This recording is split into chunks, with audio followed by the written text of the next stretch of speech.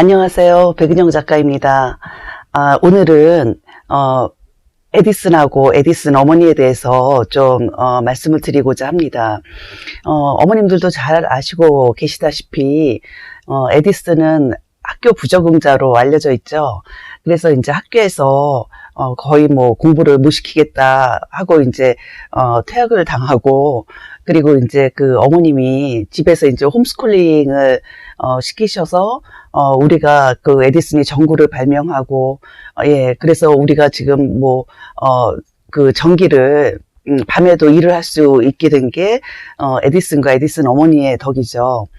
그런데 이제 그 에디슨이 그 집에서 그 알을 병아리 부화시키겠다고 알을 품었던 사건은 굉장히 유명하죠.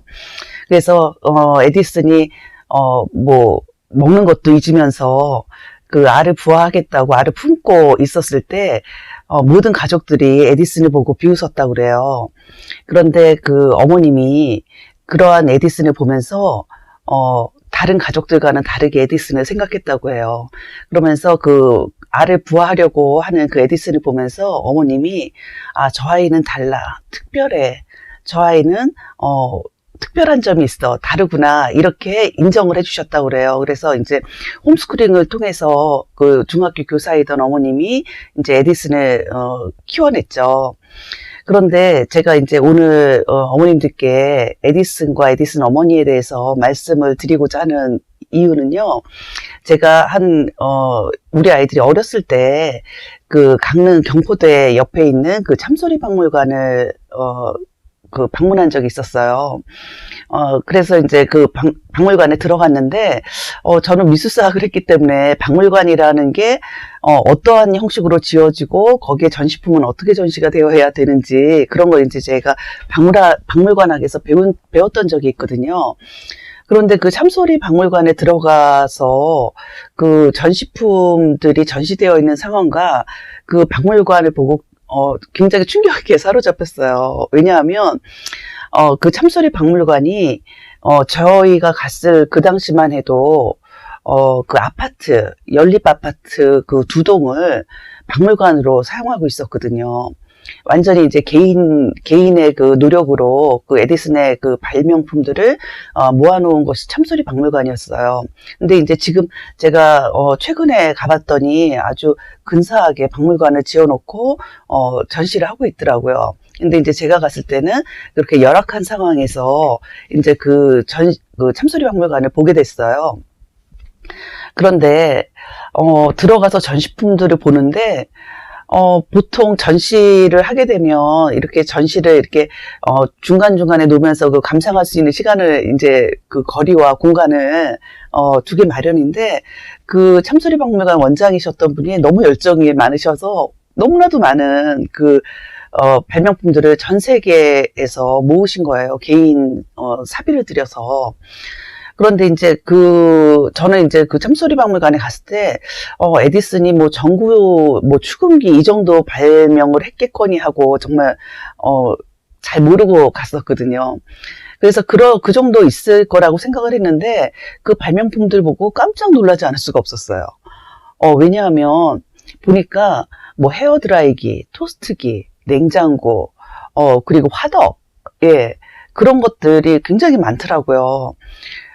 그래서 그 전시품들을 보면서 또 이렇게 지나가다 보니까 그 인형 있죠.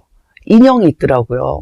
그래서 진짜 에디슨이 도대체 인형까지 발명을 했나 하고 거기 붙어 있는 태그 보니까 바쁜 그 에디슨이 자기 딸의 생일 선물로 그 인형을 만들어서 보냈다고 하는 그 내용이 적혀 있더라고요.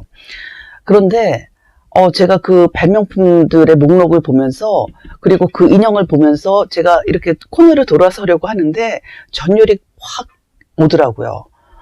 그게 뭐냐 하면, 왜 에디슨이 이러한 그 가정, 특히 주방에서 쓰는 그 물건들을 이렇게 발명을 해냈을까? 정말 한 개인이 하기에도 너무나 벅찬 양인 이러한 것들을 어떻게 해냈을까 하는 그 통찰이 딱 오더라고요. 그게 뭐냐 하면, 어머님도 한번 생각을 해보세요. 에디슨의 입장에서, 내가 학교에서 거부를 당하고 집에서 이제 엄마랑 홈스쿨링을 하면 보통 우리도 아이들 이렇게 공부시킬 때 주방에서 많이 하잖아요. 식탁에서.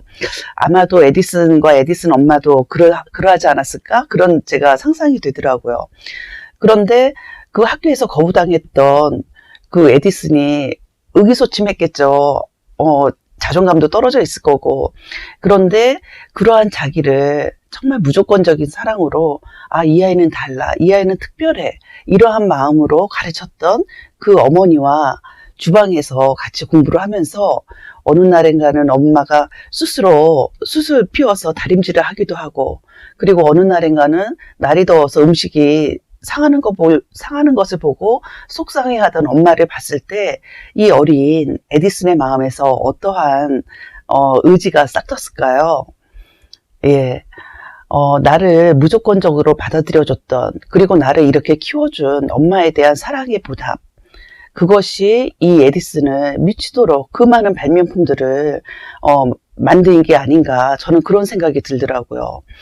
그래서 뭐 헤어드라이기나 토스트기나 뭐 화덕이나 다림이나 냉장고나 이런 것들이 과연 뭘까요? 엄마들이 주방에서 쓰는 거잖아요. 그래서 에디슨은 자기 엄마가 자기에게 주었던 그 무조건적인 사랑에 대한 보답으로 그 엄마를 좀 편하게 하기 위한 그러한 발명품들의 많은 신경과 그리고 노력을 통해서 그러한 것들을 발명해내지 않았을까, 이런 생각이 들더라고요. 그러면서 그 인형은 또 뭘까, 이런 생각을 했어요. 그건 뭐냐면 부모에게 무조건적인 사랑을 받은 자녀는 그 사랑을 갖고 그 다음 때에도 그러한 사랑을 전달한다는 것을 제가 깨달았습니다. 그래서 우리 평범한 엄마들은 어떻게 보면 우리 아이가 공부를 잘하거나 아니면 뭐 잘생겼거나 아니면 어떤 장점에 굉장히 그러니까 그러니까 강점에 이렇게 집중을 해서 그 강점이 잘 드러날 때 기뻐하고, 그렇지 않으면 좀 슬퍼하고, 아니면 예, 그런 마음들 있잖아요. 제가 지난 영상에서도 조건적인 사랑이라고 그랬죠. 그래서 조건적인 사랑은 받으면 받아도 그것이 헛헛하기 때문에 그런 어떤 헛헛함을 메꾸기 위한 그러한 것에 자기의 열정을 쏟게 됩니다. 그래서 부모의 어떤 무조건적인 사랑, 그 사랑을 통해서 자녀는 어떤 에너지를 갖고 자신이 하는 바에 몰두하고, 그래서 그것이 어떤 결과물로 나오고, 그리고 에디슨 같은 경우는 전 세계 많은 엄마들에게 편리함을 주고 있잖아요. 그래서 에디슨이 그 만들었던 발명품들의 그 회사 그 전신이 그게 나중에 제너럴 일렉트릭 모터스로 회사화 됩니다. 그래서 우리가 이렇게 편하게 뭐 날씨가 좀 어두컴컴할 때는 우리가 불을 켜고 공부를 할 수도 있고, 그리고 편리해진 그 주방 기구를 통해서 우리가 많은 시간을 세이브하면서 자기 개발에 전념할 수 있게 되었잖아요. 그래서 오늘은 그 에디슨 엄마에 대한, 에디슨이 키워낸 그 엄마에 대한, 그리고 무조건적인 사랑으로 키워낸 그 엄마에 대한 감사함으로 이 영상을 띄워봅니다. 우리 어머님들도 무조건적인 사랑으로 아이들을 가르치고 사랑하시면 지금 우리 아이들도 에디슨처럼 전 세계인들에게 많은 어떤 편리함과 예, 그런 걸 줄 수 있는 위대한 아이로 성장하지 않을까 합니다. 여러분 사랑합니다.